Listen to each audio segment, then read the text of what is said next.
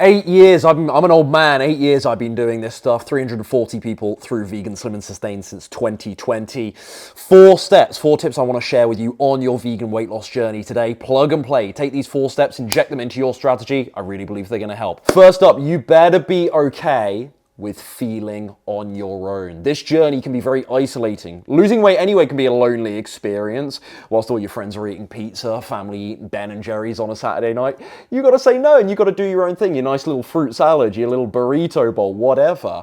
So you better be okay with being on your own. But look, people get it, right? If you say you wanna lose weight, the average adult in the UK, the Western world, they're gonna resonate with that. They might have tried, to lose weight at some point in their lives. What they might not resonate with though, is the fact you're not doing it without meat and dairy. Goodness forbid, boo-hoo, what about the eggs? What about the cheese? Oh my goodness, protein, B12. You better be ready for these questions. You don't have to be clued up. You don't have to be a great debater. You don't have to know every anti-vegan and every vegan argument under the sun. You don't need to do that level of research, but you've got to be ready for people's questions and to sometimes very humbly say, look, I don't know about that yet. I feel really good what I'm doing right now. I'm going to keep doing it. I'm going to do my research in time and I'll let you know how it works out for me.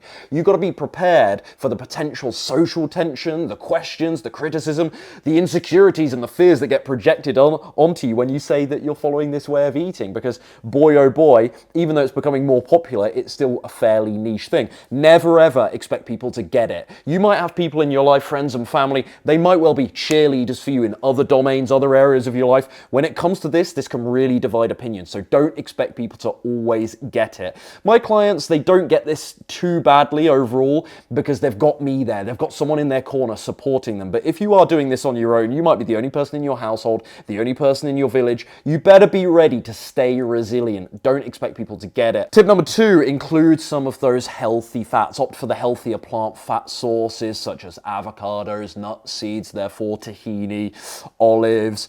While fats, and this must be said, are higher in calories, so a lot of people are like, oh, from a weight loss perspective, surely that's no good for me. Yet, whilst they are, they still provide essential nutrients and, I argue, can really help you feel satisfied. Now, I appreciate in some corners of the whole foods plant-based world, there's some debate about fat intake, certainly in online circles, but my stance on this, after weighing this up, after trying different methods myself, my stance on this is perfectly clear.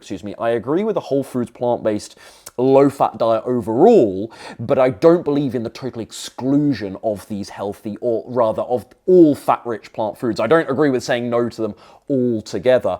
I think they do bring something to the table. You just need to control the amount of them you're having to reap the rewards without the potential risk of those added calories from a weight loss perspective. Hormonally, satisfaction-wise, nutritionally, I think these are really beneficial unless you're in a really extreme circumstances like gallbladder problems, so on and so forth, when you need to keep that fat intake low. Tip number 3, portion control. We got to get this right. Just eat plants and you can eat as much as you want. You can have seconds if you're doing the 50-50 plate. Have you ever heard these before? Have you ever been given this advice before? Have you thought this yourself before? You wouldn't believe how often I hear these things when I open up my Instagram, YouTube, when potential clients first reach out to me. I think it's incredible how many people in this community have been told or have chosen to believe, I don't know which of the two it is, that eating plant-based is a free pass to eat unlimited, to eat as much as they want, and it's simply not true. Remember, 2 things can be simultaneously true, right? This isn't binary. Number 1, a plant-based diet, as I've argued so many times, contains lots of low-calorie density foods, so you can eat very generously and still lose weight because the calories are so low. That's true, that's correct, right? This is something I always argue. But at the same time, and this is the massive caveat, a plant-based diet still contains high-calorie foods that you can't eat so liberally, things like nut butters, for example, being an obvious example. And even then, the more low-calorie foods, if you eat unnecessarily large portions, or if you graze when you're bored or you're stressed, you might well overdo it and you might well gain weight from those things. So can you eat as much as you want? Can you eat unlimited on a plant-based diet? Well, it depends what you mean by unlimited. It depends what you mean by as much as you want, right? It's going to be different for everyone. Versus other nutrition approaches, unquestionably in my mind, this diet allows you to eat big and still lose weight at the same time. But it's not a guarantee. And it makes it highly effective. It makes this approach incredibly incredible for weight loss. I think around 7 to 8 out of 10 of my clients will message me, on our Trainerized coaching app after the first week, and they'll say, Ryan, I'm astonished at how much I can eat and lose weight. A lot of people do have that epiphany, but that's only because I'm planning the portions, the ingredients. I'm telling them exactly how much and what to eat to lose weight. For the people out there doing this alone, I just want to make sure that you're not assuming that you can eat as much as you want just because it's plants. Portions still matter. And finally, tip number 4, and this arguably is the most important thing I'm going to cover here. Understand that consistency opens the door to a good meal plan and no more. Consistency opens the door to a good meal plan and no more. Consistency will not save you if your strategy is bad, right? So as with the previous point, if you're overeating on a plant-based diet, consistency is not going to do anything for you. You're just going to gain weight because you're overeating, right? So everyone says nowadays consistency is key, consistency is everything. You open up Instagram, you open up any self-help sort of corner of the online world, everyone's talking about consistency, and rightly so. But consistency will only help you if your day-to-day strategy is effective. So if you've got a good meal plan that you know actually creates weight loss, consistency is the thing that opens the door for you. It's what you need.